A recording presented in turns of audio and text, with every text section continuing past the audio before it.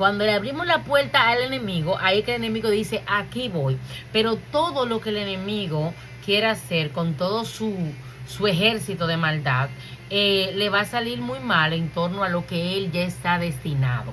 Él no tiene solución, no hay salvación, ya él lo que quiere, una gente, como dicen, para esa persona está amargada. Cuando hablamos de una persona amargada, una persona que no le importa nada, una persona que no le tiene amor a nadie, y que cuando llega el entorno, como que echa hiel en ese lugar. Así mismo es el enemigo, claro, con peor posición y cosas así. Pero nada, y viendo la parte del batallón militar, hermano, es terrible cuando él quiere buscar humanos. Ese es la sede, hermano. Esa es la recuadra, hermano. Esa es la sede. Esa es la principal. Que él necesita reclutar personas para que sean esa casa para el morar. El Señor lo reprende en el nombre de Jesús y nos guarde a nosotros como hombres y mujeres de Dios en torno a lo que es el comportamiento, hermano. Ay, Dios mío, el comportamiento que nosotros tenemos que tener como hombres y mujeres de Dios. Entonces, ¿por qué es que hay tantas personas que caen diariamente en pecado en situaciones y no lo pueden controlar? Porque permiten ser sede de ese ejército contrario al ejército de Cristo. Ese ejército, ese ejército de ese cuartel de pecado. Hermano, tenemos que tener cuidado con esta parte. ¿Por qué? Porque automáticamente le abrimos la puerta para que él haga more, ya después que somos libres. Ay, ay, ay, hermano, porque él viene con venganza. Él viene con un grupo ahí, hermano, 7, y vienen 7, y esos 7 ya usted sabe. Dios tenga misericordia de aquellos que se alejan del Señor, lo liberte y le dé la fuerza para poder venir a Cristo de una manera antes de que pierdan su vida o su tiempo en la tierra. Porque tenemos que tener entendimiento con esto. Hay personas que están por ahí pensando, ay, sí, yo soy hijo de la promesa, ay, yo soy hijo de la promesa, hasta que no se cumplan. Yo nada más lo miro así, yo digo, ay, Jehová, ayúdame a no decirle más. Bueno, le digo, está bien, espero que le dé tiempo, que se cumpla la promesa, porque Dios nos fuerza para que se cumpla la promesa que Él dijo de nosotros, que se lo dijo a nuestros padres. Nosotros tenemos que poner en nuestra parte. Si fuera forzada, todo el mundo fuera salvo, todo el mundo estuviera ya en la iglesia. No, pero están esperando que Dios los llame. No, yo estoy esperando que Dios me llame. Ay, Dios mío, viene un día y lo llame y hasta lo tumba de la cama. Tan guapo, y esos son de los más guapos. No estamos aquí haciéndole torno de crítica ni bullying. Es para que entienda que las personas que están descarriadas, que ya le sirvieron al Señor y conocieron al Señor, tienen más responsabilidad, hermano. Y el enemigo lo va a atacar más y lo va a condenar directamente. Tú no puedes, tú no puedes, tú no puedes, tú no puedes. No te vas a levantar. Mentiras del diablo. Párese de ahí, que el que lo llamó es más grande que el que lo está atacando.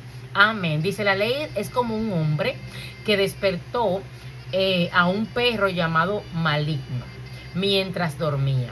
El perro estaba quieto, pero cuando estaba despierto era malo y mordía a la gente.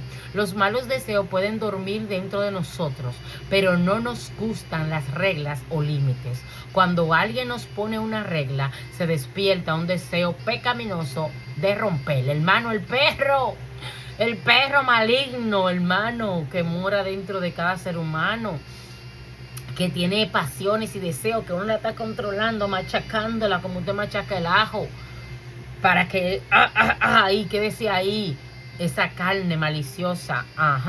Entonces, ¿qué vamos a hacer con ese perro maligno? Vamos a tratar de reprenderlo y de guardarlo para que él salga de nosotros y se someta a Dios. Dice aquí, porque mientras estábamos en la carne, las pasiones pecaminosas que eran por la ley, obraban en nuestros miembros, llevando fruto por la muerte.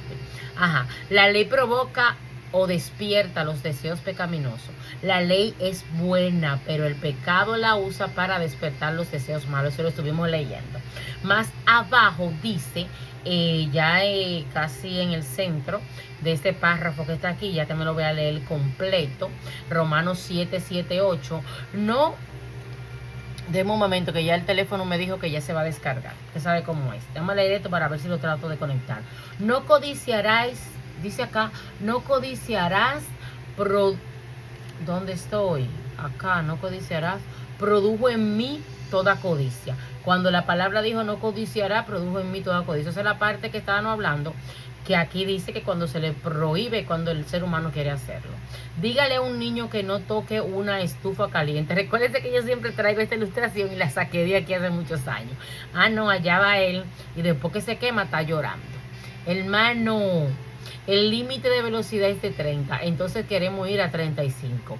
Es malo caminar en el césped, pues queremos poner al menos un pie en él. Todo lo que es prohibido, el ser humano lo quiere hacer. No hagas esto, calladito, vamos y lo hacemos. Al final dice, Santiago describe el proceso de cómo el poder del pecado nos trae muerte. Cuando la gente carnal sabe que hay algo mal, siente el deseo pecaminoso de hacerlo, y eso es, hermano, eso es una cadena. Cuando uno siente algo pecaminoso, mire, eso para poder vencerlo, hermano, solamente la santa sangre de Cristo nos puede ayudar. El tercer principio, que la ley es buena, basado en Romanos 7:12, dice, la ley es pecado, esa es la respuesta de ninguna manera, porque la ley refleja al Dios santo que la dio. La ley de Dios es buena porque Dios es bueno. Hermano, la ley fue dada, como estamos hablando, ¿para qué? Para que no hagamos lo malo. Por lo tanto, el enemigo quiso tergiversar, como estuvo hablando la princesa allá. Ajá, entonces vamos a la pregunta C. Recuérdense que esta clase era bien larga y como tenían una semana aquí, estoy tratando de resumir unos cuantos puntos ahí para poder nosotros terminarla. Vamos aquí a la parte C, que está al final de esa página 126. Dice, pregunta que sirve de puente. Pregunta que sirve de puente. Como aquí la pregunta es, ¿la ley vino a ser muerte para mí? ¿La ley vino a ser muerte para mí? Romanos 7:13. Recuérdese que ya esta parte de Romanos, vamos a en la otra en la otra clase, vamos a enfocarnos más del pecado que mora en mí, yo, porque aquí estamos hablando más sobre de la ley y todo eso, y vamos a iniciar leyendo esa parte en la clase presente porque está demasiado buena. Dice acá, respuesta, no. ¿La ley vino a ser muerte para mí? No. No culpe a la ley por su muerte espiritual. El pecado es el asesino. Luego lo que es bueno viene a ser muerte para mí. De ninguna manera, hermano, claro que no. Vamos a la próxima imagen. Vamos a ver el principio aquí. Esa es la página 127. Dice acá, principio 4.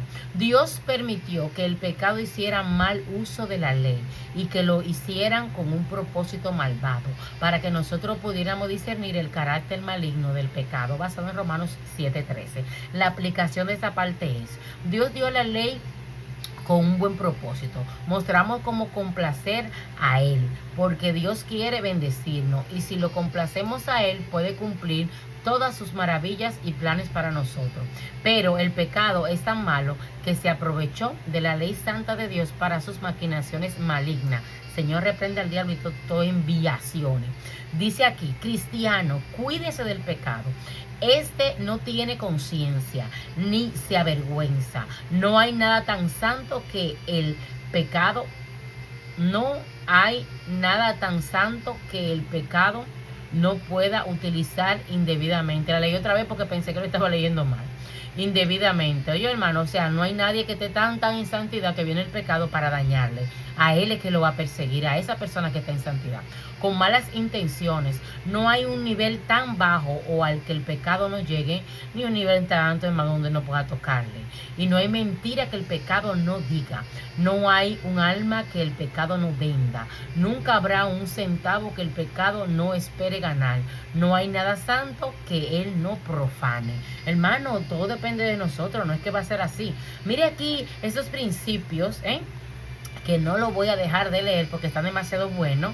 Vamos a ver aquí, ¿verdad? Mirando la hora. El pecado corrompe a un padre contra su propia hija inocente y lo seducirá al incesto. Hermano, ¿está viendo usted? Eso es algo que uno no se lo imagina, pero sí sucede, y en estos tiempos horriblemente. O sea, para que usted entienda que quizá hay un hombre recto, un hombre bueno, pero viene el enemigo, con lo que ya estuvimos, las declaraciones que las reprendemos, que aquí dio el autor, que son reales, la estuvimos reprendiendo ahí, y podemos ver las situaciones que pueden suceder cuando le damos la parte a ese pecado, a ese espíritu, a esa maldad que el enemigo seduce. Dice acá, el pecado conducirá a un pastor para robar una ofrenda sagrada que las viudas sacrifican para dar a la obra de Dios. Terrible, claro que sí. Claro que sí, por eso es que ahí más arriba dice, nunca habrá un centavo que el pecado no espere ganar, ni no hay nada santo que él no profane. Hermano, no podemos estar, ay no, que a mí no me va a pasar nada, tenemos que cuidarnos.